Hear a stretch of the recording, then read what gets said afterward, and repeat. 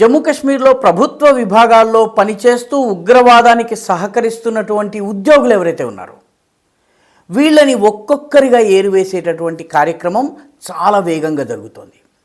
Article 370ని తొలగించిన తరువాత ఇలాంటి 69 మంది సిబ్బందిని యూనివర్సిటీ ప్రొఫెసర్లు, డాక్టర్లు, పోలీస్ ఆఫీసర్లు, ఈ రకంగా పనిచేస్తున్నటువంటి వ్యక్తులు, స్కూల్ టీచర్లు, ఇలా పనిచేస్తున్నటువంటి వాళ్ళను గుర్తించి ఆధారాలు సేకరించి వాళ్ళని ఉద్యోగాల్లోంచి తొలగించడం జరుగుతోంది. తాజాగా లెఫ్టినెంట్ గవర్నర్ మనోజ్ సిన్హా ముగ్గురు ప్రభుత్వోద్యోగుల్ని తొలగించారు. అందులో ఒకరు స్కూల్ టీచర్ అయితే, ఇద్దరు కానిస్టేబుల్స్.